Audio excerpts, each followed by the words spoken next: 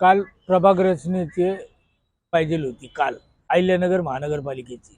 तरी पण मुदत संपून सुद्धा आज तयार अजून जाहीर झालेली नाही. आमचं म्हणणं आहे की राजकीय दबावापोटी किंवा डायरेक्ट असंच म्हणा की भाजप आणि शिंदे सेना याच्या कलगीतुरात नगरची महानगरपालिकेची प्रभाग रचना रखडलेली आहे. तरी आता कुणीही त्याच्यात हस्तक्षेप केला आणि जर का प्रभाग रचना चेंज केली तर आम्ही कोर्टात जाणार. ती आहे तशीच राहिल्या पाहिजे. ती मुदतीत न झाल्यामुळं यांना वाटण तसं करून द्यायला नगरची काही जनता येडी नाही.